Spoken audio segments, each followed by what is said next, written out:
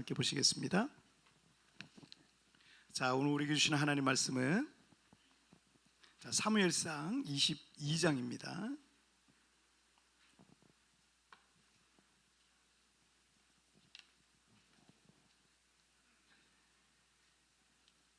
자, 사무엘상 22장 1절부터 5절까지의 말씀. 자, 오늘 예배자 다윗에 대해서 우리가 계속 살펴보고 있죠. 자, 사무엘상 22장 1절부터 5절까지의 말씀.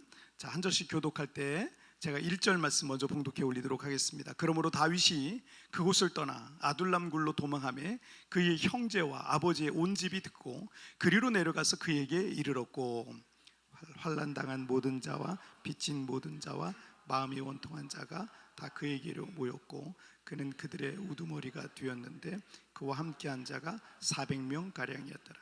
다윗이 거기서 모압 미스베로 가서 모압 왕에게 이르되, 하나님이 나를 위하여 어떻게 하실지를 내가 알기까지 나의 부모가 다 나와서 당신들과 함께 있게 하기를 청하나이다 하고, 부모를 인도하여 모압 왕 앞에 나아갔더니 그들은 다 같이요, 선지자 갓이 다윗에게 이르되, 너는 이 요새에 있지 말고 떠나 유다 땅으로 들어가라. 다윗이 떠나 헤레스 풀에 이르니라. 아멘.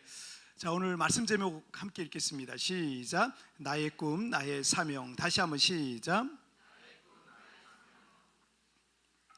자, 오늘 옆에 있는 분들의 인사 나누시죠. 잘 오셨습니다. 잘 오셨습니다. 네, 반갑습니다. 환영합니다. 아마도 많은 아이들이 어릴 때부터 종종 듣는 말 하나가, 아무개야 너는 커서 뭐가 될래? 이런 얘기를 아마 제일 많이 듣죠. 계속 성장하면서 계속 듣는데, 지금 이제 옆에 있는 그 아이가 있는 엄마들은 너는 커서 뭐 될래? 지금 이렇게 묻는 것 같은데, 어른들은 어쨌든 이 작고 귀여운 아이가, 이 사랑스러운 아이가 자라나서 어떻게 될지 이게 너무 궁금한 거예요. 그래서 이게 자꾸 물어보게 되는 거예요. 그래서 아이들은 좋든 싫든 이런 말을 성장하면서 계속 듣습니다. 계속 듣게 되고, 하도 말을 많이 듣게 되니까, 이런 질문들을 자꾸 듣게 되니까 어쩌면 반강제적으로 나는 뭐가 되어야 할까를 이렇게 고민하게 되어 있어요. 그리고 아이들이 자라면서 이런저런 어떤 환경들이 있죠. 그런 환경들, 성장기의 어떤 환경들을 통해서 자의반 타의반으로 어떤 꿈과 인생의 목표를 갖기도 해요. 뭐 그게 그렇게 될지 안 될지는 모르지만 그런 목표를 갖기도 하고, 또 점점 나이는 들어가고 학년은 계속 올라가는데 자신은 무엇을 해야 될지 몰라서 나는 뭘 해야 되지? 이렇게 답답한 그런 마음들을 갖고 있는 아이들도 상당히 많습니다. 아니, 거의 대부분이 아마 그럴 거예요. 내가 이걸 해야겠다라고 어릴 때부터 있는 친구는 정말 소수고요. 거의 없어요. 그 나머지는 이걸 할까 저걸, 꿈이 한 몇십 번은 바뀌는 것 같아요. 꿈이. 여러분, 꿈이란 말과 혼용해서 쓰이는 비슷한 말이 이제 비전이란 말이죠. 이 꿈이란 것은 그냥 내 생각으로 막연히 이루고 싶은 어떤 희망사항, 이걸 꿈이라 그래요. 비전은 그 꿈을 이루기 위해서 구체적으로 바라보는 거. 그러니까 꿈은 머리로, 마음으로 이렇게 희망사항 바라보는 어떤, 꿈은 그러니까 내 머리와 내 마음으로 바라고 있는 어떤 희망사항을 얘기하는데, 근데 비전이라는 건 그 꿈을 이루기 위해서 내가 바라보고 있는 거예요, 지금. 그러니까 이 비전이란 말 자체가 어원이 to see, 보다라는 뜻이에요. 보다라는 것에서 이 비전이란 말이 온 것처럼, 비전은 눈에 보이는 거예요. 눈에 보이는 거. 하지만 눈이 있다고 다 볼 수 있지는 않아요. 여러분, 다 눈 있잖아, 그렇죠? 근데 보는 게 다 달라요. 이유가 뭐예요? 내가 보는 게 있어요. 내가 보지 못하는 게 있어요. 비전이란 건 이런 거예요. 그러니까 눈이 있다고 내가 다 볼 수 있는 거 아니에요. 때로는 그게 내 눈에 띄어요. 내 눈에 띄고 내게 보여야지만 우리는 볼 수 있는 거예요.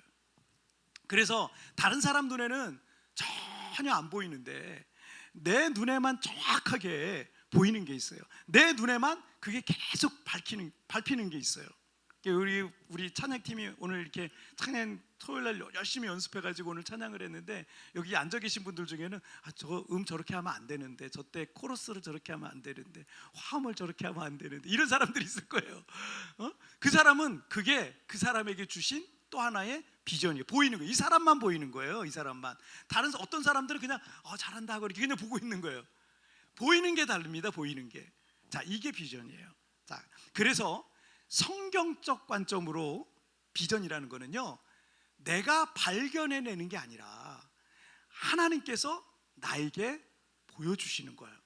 이게 성경적 관점의 비전이라고 합니다. 자, 하나님께서 뭔가 우리의 눈에 띄게 하시고 자꾸 우리 눈에 밟히게 하셔서 어느 순간부터 나에게 분명히 하나님께서 이거를 보여주시는 이유가 있지 않겠습니까? 그래서 우리 크리스찬들의 비전은요, 하나님께서 어느 순간부터 내 마음에 심어 놓으신 꿈, 이게 우리 크리스찬들의 비전입니다. 그리고 나를 향한 하나님의 꿈이 내게 비전으로 구체화되는 것, 이게 비전입니다. 그리고 그 비전에는요, 반드시 하나님께서 그래서 이제 하나님이 내게 주셨잖아요.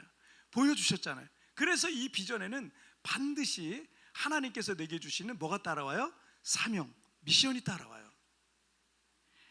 어린 목동 이 소년이었던 다윗은 어느 날 갑자기 사무엘 선지자에게 기름 붓던 날부터 그를 향한 하나님의 꿈, 하나님의 비전이 시작이 됩니다. 이스라엘의 새로운 왕이 되는 게 어느 순간 다윗의 꿈이 됐지만, 그것은 하나님께서 다윗에게 주신 비전이고 사명이 된 거예요.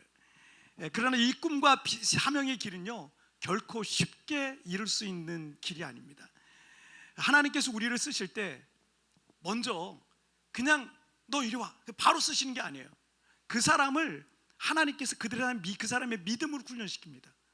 그 사람의 인격을 훈련시키시고 다듬으십니다. 마음의 그릇이 제대로 준비되지 않은 사람에게 큰 영광과 권세가 주어진다면, 그 영광과 권세는요, 그 사람을 가장 빨리 망치는 지름길이 됩니다. 이게 준비가 안 된 사람이 권력을 주잖아요. 이 사람 망치는 거예요. 또 이 사람은 그 힘과 권력을 선량한 사람들을 파괴하는 무시무시한 칼로 휘두르게 돼 있어요. 이 마음의 준비가 안 된 사람이 권력을 가질 때 얼마나 무시무시한 일들이 벌어지는지 몰라요. 때문에 다윗이 하루라도 빨리 왕이 되는 게 중요한 게 아니라, 이스라엘 왕으로서의 하나님의 뜻과 이 사명을 이루려면 그것을 감당할 만한 뭐가 필요해요? 인격. 그것을 감당할 만한 신앙, 그것을 감당할 만한 믿음, 이런 것들이 꼭 필요했고, 그것은 고난과 시련을 통해서 인생의 깊은 광야에서 훈련되어졌던 것입니다. 자, 오늘 첫 번째 주제 한번 보실까요? 시작. 우는 자들과 함께 울라. 다시 한번 시작.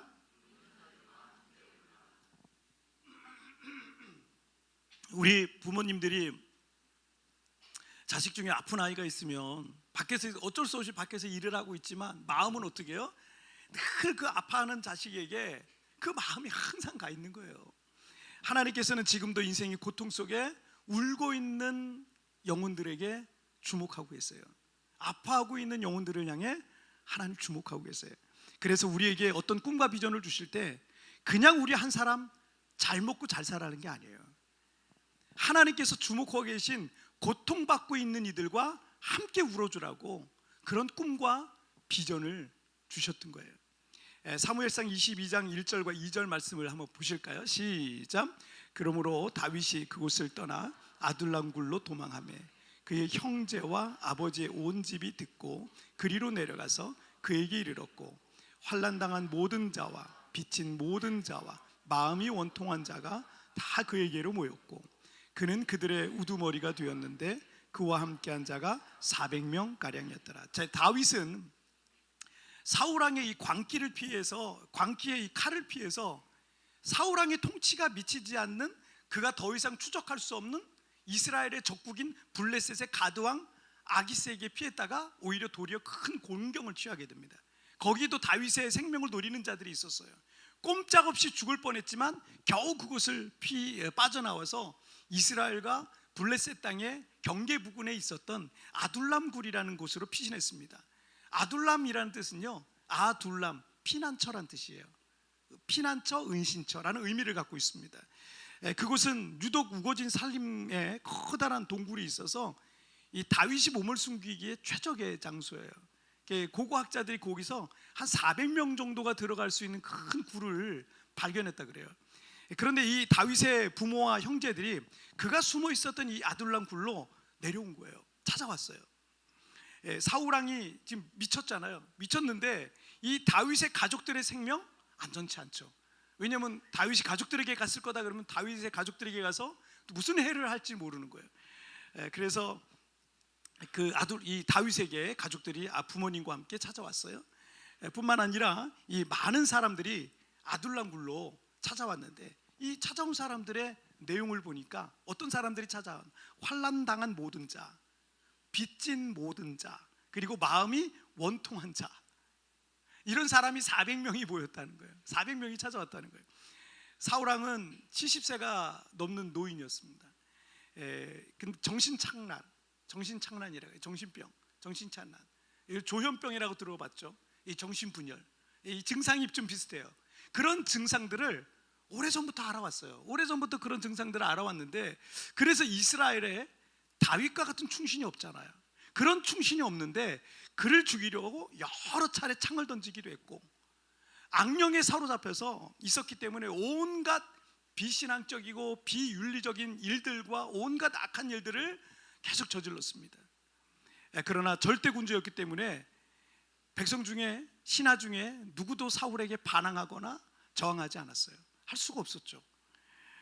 여기서 이 환난을 당한 자는 사울왕의 학정으로 인해서 정치적으로 심각한 고통을 받고 있었던, 정치적인 고통을 받고 있었던 사람들을 가리키는 듯 합니다. 그리고 빚진 자는 당시 흔하게 있었던 고리대금업 같은 게 이자가 엄청 높은데, 이들로 인해서 경제적으로 억눌리고 고통을 겪던 사람들로 보여집니다. 통치자가, 지금 왕이 엉뚱한 거에 미쳐 있는 거예요. 자신이 지금 미쳐 있어가지고 다윗을 죽이려고 하는 이 개인적인 감정, 이거 엉뚱한 것에 미쳐 있어서 그런 거에 미쳐 있으니까 그 나라 경제가 제대로 안 돌아가는 거예요. 통치자가 딴 거에 미쳐 있으면 이 나라가 제대로 안 돌아가는 거예요. 교회 담임 목사님이 예를 들어서 다른 거에 미쳐 있다, 목회가 아니라 다른 거에 미쳐 있다, 예를 들어서, 그러면 이 교회가 되겠어요? 안 됩니다. 똑같은 거예요.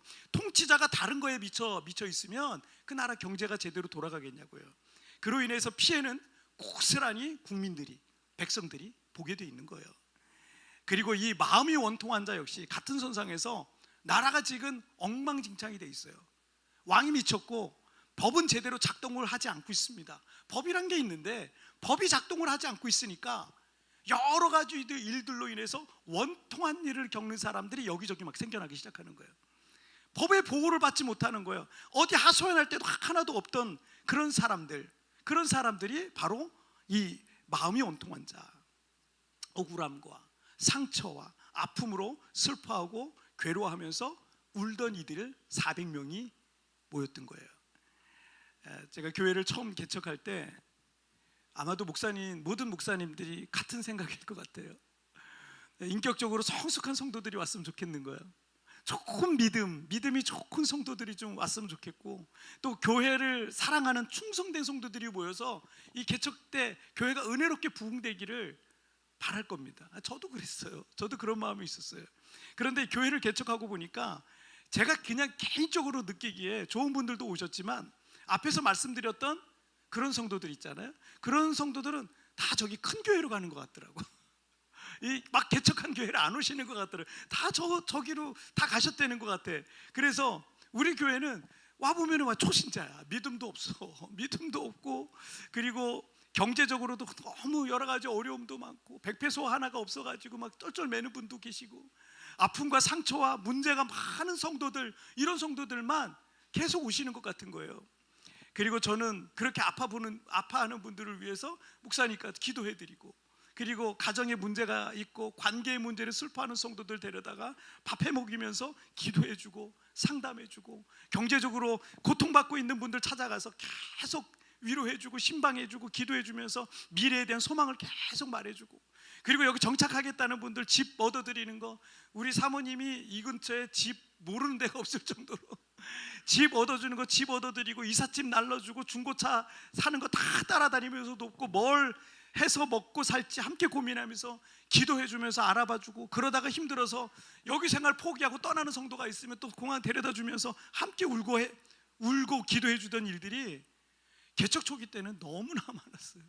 정말 많았어요. 여러분들이 안 믿으실 수 있을 텐데, 여러분 그때는요, 돈 몇 푼 받으려고 돈 몇 푼을 구걸하러 교회 찾아오는 한국 사람들이 엄청 많았어요. 한국 사람이에요, 한국 사람. 그런데 그 돈 몇 푼 하고 온갖 거짓말과, 다 알죠, 눈에 보이는 거짓말들을 계속 늘어놓으면서 돈 달라는 거예요. 그런 구걸하러 오는 한국 사람들이 정말 많았어요. 최근에도 이제 가끔 오는데, 물론 지금은 성도들 중에는, 물론 지금도 이제 우리 성도들 중에는 어렵고 힘든 분들이 계신데, 개척 초기 때하고 비교하면 평안하고 안정적인 분들 비율이 훨씬 높아요. 그런데 그때는 왜 그랬을까요? 어쩌다 보니 개척교회니까 그런 상황 속에 있는 성도들이 많았던 게 아닙니다. 제가 교회를 개척해서 주님의 양들을 먹이고 양육하게 하셨는데, 목자인 제가 양들이 무엇에 아파하고 있는지, 뭐 때문에 슬퍼하고 힘들어하고 뭐 때문에 울며 겨우겨우 살아가는지를 모른다면 어떻게 양들의 필요를 이해하고 도울 수 있겠습니까? 개척 초기 때 그런 상황들을 한꺼번에 경험하시게 하시더니 양들의 아픔과 눈물을 품고 돌보는 목자로 저를 세우려고 하셨던 거예요.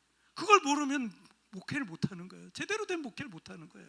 엉뚱한 것에 미쳐서 그냥 돌아다니는 그런 목사가 되는 거예요. 다윗은 이 골리앗을 죽여서 민족의 영웅이 된 청년이었고 또 군대의 장군이었습니다. 그러면 이 다윗의 가능성을 본 이 귀족들과 유력한 권력자들이 있을 거 아니에요. 권세자들이. 이런 사람들이 어차피 미쳐 널뛰는 이 사울왕을 따르느니 미래가 기대되는 다윗에게 붙어서 구테타를 일으켜가지고 사울왕궁을 정복하고 하루속히 이 새로운 왕을 세우면 얼마나 좋겠습니까? 그럴 법도 한데, 제가 생각해보면 그럴 법도 해요. 다윗이 괜찮은 사람이죠. 그럴 법도 한데 그런 귀족들과 부자들과 유력한 사람들은요 하나도 안 왔어요. 한 사람도 안 왔어. 한 사람도. 그 400명 중에. 그리고 그 400명 안에는요 환난당한 자, 빚진 자, 마음이 원통한 자들, 그렇게 불쌍한 사람들만 다 모였던 거예요. 자, 로마서 12장 15절 말씀에 한번 읽어볼까요? 시작. 즐거워한 자들과 함께 즐거워하고 우는 자들과 함께 울라. 많이 아파본 사람이 중병으로 투병하는 분의 그 불안함과 그 걱정을 이해할 수 있고요, 쌀독에 쌀이 떨어져서 배가 굶어본 사람만이 배고픈 사람의 마음을 이해할 수 있고요, 가정이 깨지고 아파하는 사람의 마음은요 비슷한 경험을 한 사람 외에는요 그게 얼마나 괴롭고 고통스러운 일인지 이해하기 어려워요. 다윗이 이스라엘의 왕이 되었을 때 하나님께서 맡기신 백성들의 아픔과 슬픔과 눈물을 모르면 자기 권력에 취해서 백성들을 제대로 돌보는 왕이 될 수 없었을 겁니다. 하나님께서는 이 다윗이 우는 자들과 함께 울어줄 수 있는 주님의 마음으로 이스라엘을 다스리길 바라셨던 겁니다. 다윗에게 문제가 많은, 슬픔과 눈물이 가득하고 억울한 일들이 많은 이들을 붙여주셨던 것은요 그에게 하나님 아버지의 마음으로 맡겨주신 사명을 감당하도록 인격과 신앙과 마음의 그릇을 준비시키는 그런 기간이었던 거예요. 2주일 전에 어린 딸과 함께 여기 한 달 살기 오신 집사님이 계세요. 세부에 오시기 전에 연락을 몇 번 주고받았고 필리핀에 오셔서 우리 교회 예배를 함께 드렸어요. 딱 한 번 예배를 드렸는데 그날 밤에 제게 보이스톡을 하셨는데 제가 그날 일찍 잠들어가지고 그래서 전화를 못 받았습니다. 아침에 문자가 와서 보니까 건강하던 남편이 신부전으로 쓰러지신 거야. 갑자기 쓰러지셔서 급히 한국으로 들어간다고 기도해달라고 기도 부탁을 하셨어요.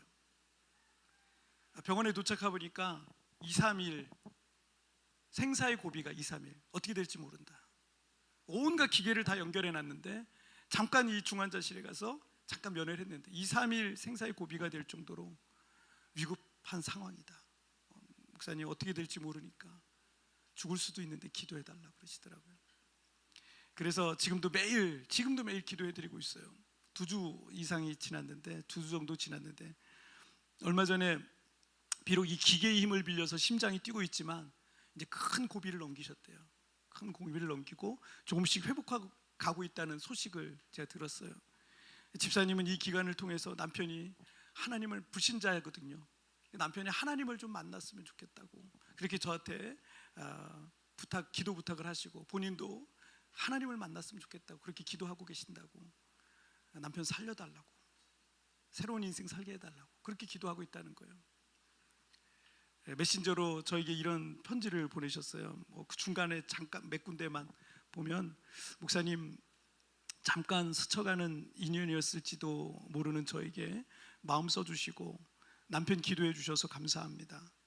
남편이 병원에 들어갔던 11일 주일에 저랑 딸이 광명교회 예배에 참석할 수 있었던 게 얼마나 마음에 큰 위로가 되었는지 모릅니다. 그래서 하나님이 남편 살려주셨나 봐요. 멀리 필리핀에서 계속 기도해 주셔서 감사합니다. 제가 그날 이 소식을 알게 되었던 날 월요일 날 아침에 이 보이스톡으로 부재중 전화가 와 있었던 걸 보면서 이분이 우리 교회에서 딱 한 번 예배 드렸거든요. 한 번 예배 드렸는데 얼마나 위급하고 절박했으면 저를 잘 알지도 못할 거 아니에요. 제 이름은 아시나 모르겠어요. 그런데 이런 나한테까지 연락을 하셨을까라는 생각에 집사님의 그 절박한 마음이 느껴져서 지금도 이분을 위해서 제가 계속 기도하고 있어요. 매일 기도하고 있어요. 우리 교인도 아니고 여러분 근데 우리 교인이고 우리 교인이 아니고 이건 둘째예요. 하나님께서 알게 하시고 보여주셨으니 여러분 그건 제가 기도해야 될 제목이고 그건 제 비전이고 제 사명인 거예요. 다윗에게 보여던 이 400명과 함께 울었던 다윗처럼 우리에게 알게 하시고 보여주시는 것을 위해서 우리가 우는 자들과 함께 우는 것은 저와 우리 교회의 비전이고 사명인 줄 믿습니다.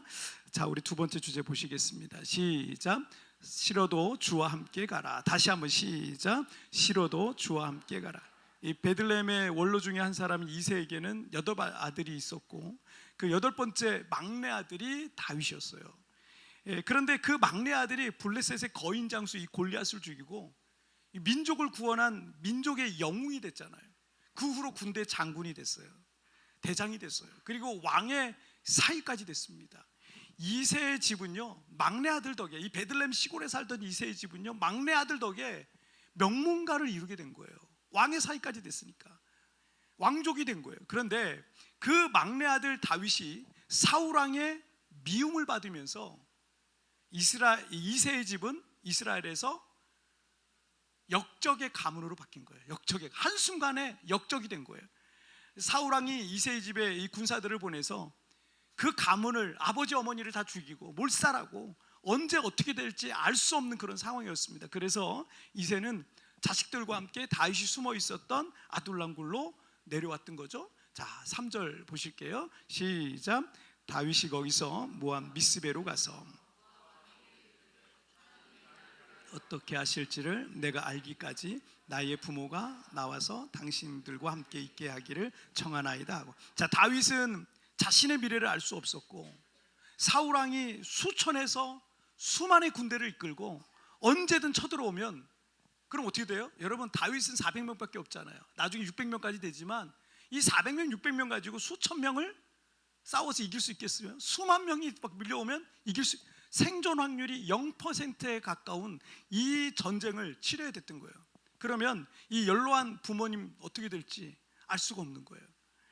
그래서 다윗은 부모님과 함께 아둘람 굴에 계속 머무를 수가 없었습니다. 그래서 부모님을 모시고 모압 왕에게 갔습니다. 그리고 당분간 부모님이 모압 왕 이 그늘에서 좀 피해 있을 수 있도록 부탁을 해요.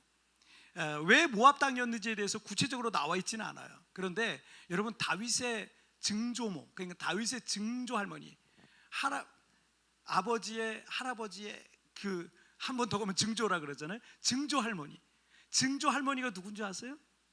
다윗의 증조 할머니는요, 보아스와 결혼한 모압 여인 룻입니다. 룻기의 주인공이죠. 보아스와 결혼한 룻이었어요. 그래서 아마도 이 베들레헴과 이 모압 사이에서 이 모압 여인 룻이 집안이 고향이 모압 땅이다 보니까 어느 정도 뭐 교류가 있지 않았을까, 그래서 알게 된 사람들이 있지 않았을까, 이렇게 추측을 해보게 됩니다. 자, 부모님을 모압 왕에게 맡기고 다윗도 모압 땅의 한 요새에서 관망하면서 이 어지로 혼란하고 위험한 상황이 잠잠하게 되기를 기다리고 있었던 거죠. 자, 그런데 5절 말씀 함께 읽겠습니다. 시작. 선지자 갓이 다윗에게 이르되 너는 이소에 있지 말고 떠나 유다 땅으로 걸어가라. 다윗이 떠나 헤레스 풀에 이르니라. 이 다윗에게 내려왔던 400명 중에는 갓이라고 하는 이름하는 하나님의 선지자가 있었는데, 하나님께서 다윗에게 선지자 갓을 통해서 이 모압 요새에 있지 말고 떠나서 유대 땅으로 다시 되돌아가라 라고 명령하신 거예요. 말씀하셨던 거예요. 이 사울왕의 왕궁은 기브아라는 곳이에요. 이 기브아라는 곳에 왕궁이 있어서 다윗도 그 왕궁에 있었습니다. 그런데 이 다윗을 죽이려는 이 사울왕의 광기를 피할 방법이 없었어요. 그래서 그 기브아에서 빠져나왔죠. 그리고 어디로 가요? 사울왕의 통치가 미치지 못하는 적국인, 이스라엘의 적국인 블레셋의 가드왕 아기스에게 피했었던 겁니다. 그건 역시 근데 다윗의 생명을 노리는 이들이 있었기 때문에 미친 척하면서 침을 흘리고 막 이러면서 겨우 그곳을 빠져나와서 아둘람 굴로 피했던 겁니다. 하지만 이 부모님이 내려왔죠. 계속 부모님과 함께 여기 있을 수가 없어서 부모님을 모시고 모압으로 가요. 모압 땅으로 가서 모압 왕에게 부탁을 하고, 그도 역시 모압 땅의 한 요새에서 이 상황이 좀 잠잠해지기를 바라는 마음으로 기다리고 있었어요. 그런데 그 위험한 유다 땅으로 다시 들어가라 라고 말씀하시는 거예요. 그래도 이 증조 할머니 이 룻의 고향 모압 땅은 비교적 다윗에게 안전했던 것 같습니다. 그런데 다시 유대 땅으로 돌아가는 것은 다시 불구덩이로 들어가는 것과 똑같은 거예요. 유다 땅에는 단 하룻밤도, 유다 땅에서는 단 하룻밤도, 지난 도피 생활 중에 단 하룻밤도 발을 편히 뻗고 잔 적이 없었어요. 언제든 언제 무슨 일이 벌어질지 모르니까 늘 긴장하고 쪽잠을 자고 있는데, 깊은 밤에 정말 들지라도 부스럭거리면 그것 때문에 벌떡 일어나서 또 다윗은 또 깨어 있어야 되는 그런 상황이었습니다. 이미 이스라엘 땅 그 어디에도 다윗과 그의 부하들이 안전하게 머무를 곳, 숨을 곳이 없었다라는 것은 뛰어난 전략가이기도 했었던 다윗은 너무나 잘 알고 있는 내용이었습니다. 이 다윗이 이스라엘의 왕이 된다는 것은 다윗의 꿈이기도 했지만 그것은 다윗을 향한 하나님의 꿈이기도 했습니다. 그래서 그것은 다윗 한 개인의 영화를 위한 꿈이라기보다는 하나님께서 비천한 이 소년 목동이었던 다윗을 통해 이루시고자 하는 하나님의 꿈이고 하나님의 비전이었던 겁니다. 그래서 다윗을 향한 그 비전 안에는요, 하나님께서 다윗에게 주신 뭐가 있어요? 사명이 있었던 거예요. 그래서 사명이 있기 때문에 다윗은 싫어도 가야 되는 거예요. 사명은 그런 거예요. 싫어도 가야 되는 거예요. 참된 신앙은 내가 의지하던 모든 것들을 내려놓고 하나님의 손을 잡는 겁니다. 그래서 이집트 왕자로 40년을 살았던 모세를 그 모든 것들을 내려놓게 하시고 미디안 광야로 인도하셔서 40년 동안 양을 치며 살게 하셨던 겁니다. 그리고 출애굽한 이스라엘 백성들도 가나안 땅이 아니라 먼저 광야로 인도하셨습니다. 그 광야에서는 오직 하나님의 손만을 잡을 수밖에 없었습니다. 이스라엘 역사상 가장 위대한 왕이 될 다윗도 얼마 전까지만 해도 민족의 영웅이었지만 한순간에 모든 것을 다 내려놓게 하시고 이 광야와 저 광야와 저 광야, 저 동굴과 이 동굴로 계속 돌면서 험난한 세월을 보내야 했던 겁니다. 그 광야에서는 하나님의 손을 잡아야만 살 수 있기 때문입니다. 우리 교회에 오신 지 얼마 안 된 초신자 성도님이 계세요. 그래서 교회도 가끔 나오세요. 가끔. 얼마 전 정말 오랜만에 예쁜 아내와 아이들과 함께 예배에 참석해서 반갑게 인사를 나눴었는데 제가 너무 기억을 잘해요. 여기 끝에 앉아 있었기 때문에. 그래서 제가 저 북카페 끝에 의자에서 예배 이제 기다리고 있는데 너무 반갑더라고요. 그래서 반갑게 인사를 나눴는데 그 주간에 이 성도님이 또 심장의 문제가, 젊은 분인데 심장에 문제가 생겨서 갑자기 쓰러지셨어요. 그래서 급히 응급실에서 수술을 이제 받으셨는데 그 남편이 깨어난 다음에 이제 쑥스러우니까 교회에는 얘기하지 말라고 이렇게 아내한테 얘기했던 거예요. 이 아내가 필리핀 사람인데 필리핀 아내가 우리 교회 다른 또 필리핀 자매님한테 기도 부탁을 하게 되면서 이제 저에게까지 이제 그 소식을 이제 전해지게 됐는데 뭐 본인이 많이 쑥스러워하시니까 제가 계속 그냥 기도만 하고 있습니다. 남편이 쓰러졌으니까 그 젊은 필리핀 아내가 얼마나 놀랐겠어요. 그 남편만 바라보는데 일단 응급수술을 하고 한숨을 돌렸는데 이 필리핀 사람들은 대부분이 다 카톨릭 베이스를 갖고 있습니다. 기복신앙이에요. 그게 종교입니다. 종교. 이 카톨릭 베이스를 갖고 있었던 아내가 남편 앞에서 그러더래요. 하나님 왜? 하나님 왜요? 교회를 안 나가다가 지난주에 교회 가서 예배도 드렸는데 왜 이런 일이? 왜 나에게 이런 일이? 왜 우리 가정에 이런 일이? 하면서 신앙적인 어떤 회의감이 확 들었다는 거예요. 그런데 이 교회라는 곳을 그 남편은 완전 처음 와보거든요. 그냥 완전 초신자세요. 완전 초신자고 교회라는 데를 처음 와보시는데 이 남편이 그 울먹거리는 아내 보고 갑자기 그러더래요. 여보, 아니야.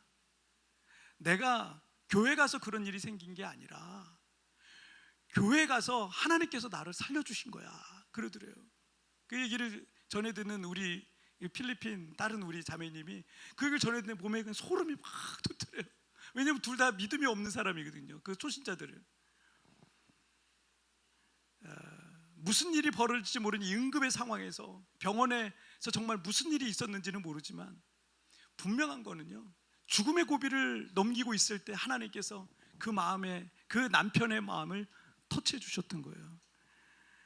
지금도 집에서 요양하면서 회복을 기다리고 있습니다. 형제님은 회복하고 있는데, 그래서 그 형제님을 위해서 저도 매일 기도하고 있습니다. 여러분도 생각날 때 꼭 기도해 주셔서 더 건강한 모습으로 뵐 수 있도록 기도해 주시길 바랍니다. 여러분, 때로는 우리가 원하지 않는 인생의 광야를 걸을 때가 있습니다. 그런데 그러다라도 여러분 주님의 손을 붙잡고 나아갈 때 여러분 승리할 수 있을 줄 믿습니다. 오늘 말씀 정리해 볼게요. 두 가지 나누겠습니다. 시작. 우는 자들과 함께 울라. 싫어도 주와 함께 가라. 다시 한번 시작. 우는 자들과 함께 울라. 싫어도 주와 함께 가라. 여러분, 하나님께서 우리에게 어떤 꿈을 주실 때 그냥 우리 개인의 영화를 위해서 너 잘 먹고 잘 살아라, 그래서 그런 꿈을 주시는 게 아니에요. 그건 여러분 개인의 꿈일 거예요. 하나님의 꿈은, 하나님이 우리에게 어떤 비전을 주실 때는요, 그것을 통해서 하나님의 뜻을 나타내기 위한 계획이 있어요. 그래서 특별히 하나님의 마음이 가 있는 곳, 우는 자들과 함께 울라, 그들과 함께 울으라고 나에게 그런 마음을 주신 거예요. 나 혼자 잘 먹고 잘 살지 말고 그런 자들과 함께 울라. 그리고 또 한 가지는 뭐예요? 사명이잖아요. 거기 그 꿈에는 사명이 있잖아요. 싫어도 가야 돼요. 싫어도. 그때 나의 꿈, 나를 향한 하나님의 꿈, 나의 사명, 하나님이 내게 주신 그 사명 이루게 될 줄 믿습니다. 여러분, 우리 같이 찬양 드릴 텐데요.